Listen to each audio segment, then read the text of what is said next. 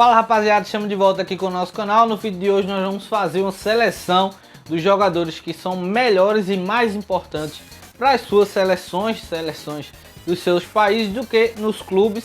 Antes disso, já gostaria de deixar um pedido de like, compartilhamento, sugestões e para vocês seguirem e darem uma olhada lá na melhor loja, na Aedes Imports. O link está aí na descrição. A Aedes Imports personaliza, tem camisas à pronta entrega, times brasileiros, internacionais, seleções, agasalhos, NBA, NFL, enfim, fala lá com o Bruno que ele vai te garantir um belíssimo desconto. Procura o nosso cupom nas nossas redes sociais, principalmente no Instagram, ou então pede que a gente te manda e você manda lá pro Bruno que ele vai te dar um desconto muito legal. Alguns jogadores eles são melhores nas seleções do que nos clubes. Isso não quer dizer que eles sejam ruins, pernas de pau, mas nas seleções eles conseguem jogar melhor e ser mais importantes do que nos clubes, e a gente vai fazer uma seleção com esses jogadores hoje. No gol, Ochoa, goleiro do México, muito importante na seleção mexicana, sempre se destacando. Toda vez que o Brasil pega o México, tem dificuldades para fazer gol em Ochoa, e ele está no gol aqui da nossa seleção. Na lateral direita, Mauricio Isla, jogador do Flamengo, mas que foi muito mais importante, muito mais histórico na seleção chilena do que em qualquer outro clube. Jogou bem na Europa, jogou bem também no Chile e vem também atuando bem no Flamengo, jogando bem, é um bom jogador.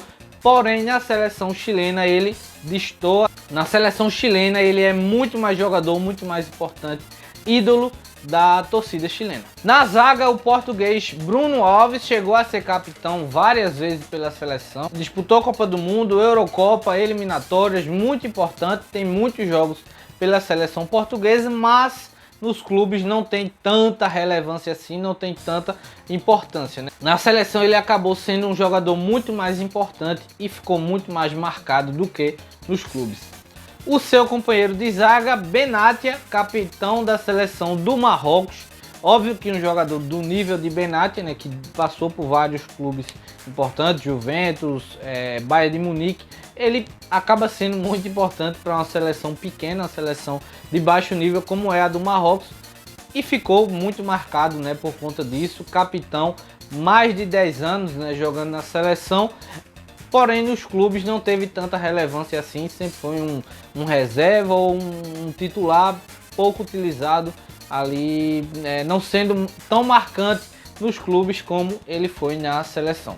Na lateral esquerda, o uruguaio Álvaro Pereira, um jogador muito raçudo, um jogador com boas passagens por clubes, porém na seleção uruguaia ele ficou muito mais marcado. Foi um jogador, quando a gente lembra de Álvaro Pereira, a gente sempre lembra ele enfaixado, ele sangrando e sempre com a camisa uruguaia. Um jogador muito importante na história da seleção uruguaia, principalmente recentemente, né, na Copa de 2010, 2014, onde o Uruguai fez boas campanhas, campeão de Copa América pela seleção uruguaia, e Álvaro Pereira ficou muito mais marcado na seleção do que nos clubes. No meio campo, Bradley, da seleção dos Estados Unidos, né, toda vez que a gente lembra ou se fala alguma coisa de Bradley ou da seleção dos Estados Unidos, ele é sempre lembrado com essa camisa. É um jogador muito importante na seleção dos Estados Unidos e por isso está aqui na nossa seleção. Pouco se lembra, né, de clubes que Bradley passou, porém sempre é lembrado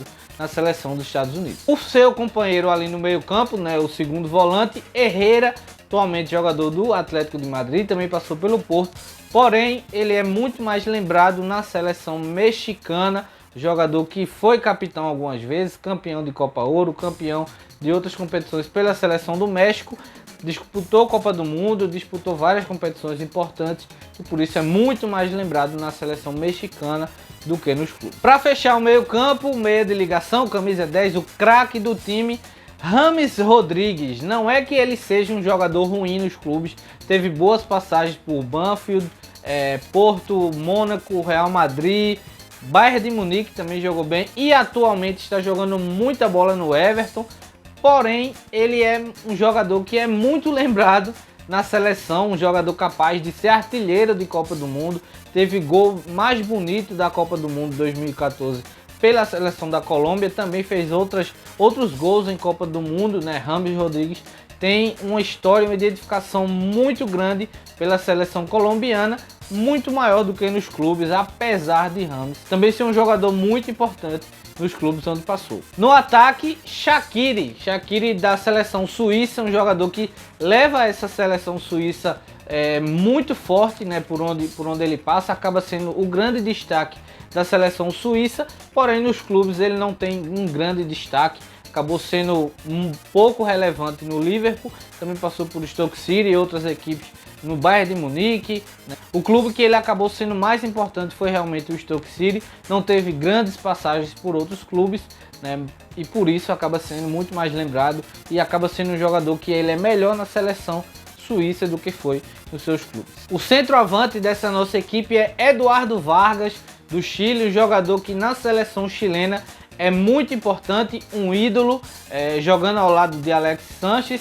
Ele acabou sendo bicampeão da Copa América, fazendo grandes campanhas, tanto nas eliminatórias como em Copa do Mundo, um dos maiores artilheiros da história da seleção chilena e por isso ficou muito mais marcado com a camisa de La Roja, com a camisa da seleção chilena do que dos clubes. Teve passagens apagadas aqui no Brasil por Grêmio e não teve muito destaque também nos clubes, acabou ficando muito mais marcado com a camisa da seleção chilena. Para fechar o nosso ataque, o único brasileiro da lista, Robinho. Robinho foi um grande jogador da seleção brasileira, por algumas vezes o melhor jogador da seleção, principalmente naquela Copa de 2010, onde Kaká estava um pouco baleado, o Kaká não estava tão bem fisicamente e acabou sobrando para Robinho ser o maior destaque da seleção. Robinho não foi um desastre tremendo como muita gente fala, acabou jogando muita bola no Santos, né? Em qualquer passagem de Robinho pelo Santos ele jogou muito,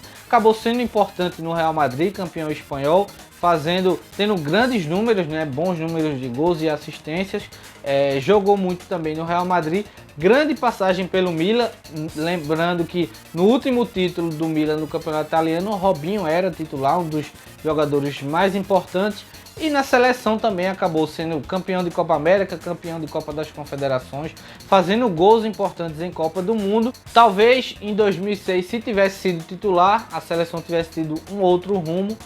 Muita gente pedia Robinho, para Robinho ter mais minutos, ter mais chances naquela seleção, e por isso ficou mais marcado, né? A gente pouco lembra de Robinho jogando mal pela seleção, às vezes ele não estava tão bem assim nos seus clubes, né? No Real, no Milan, no Santos.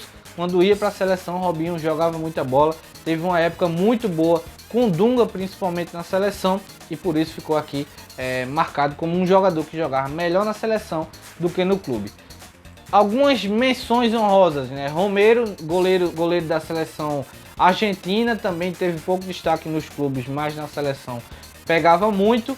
Muslera, goleiro também do Uruguai, mesma situação, não tinha muito destaque nos clubes, porém na seleção jogava muito. Um já citado aqui, Alex Sánchez, porém Alex Sánchez teve mais destaque nos clubes, jogou mais futebol nos clubes do que alguns dos citados aqui no ataque. Se você também sentiu falta de algum jogador, deixa aí nos comentários, comente sobre essa seleção e curta, compartilhe esse vídeo, nos ajuda a continuar crescendo cada vez mais o nosso canal. Deixe sugestões de vídeos aqui pra gente e sigam as nossas redes sociais no Twitter e no Instagram, Fute Diário, links aí na descrição. Valeu!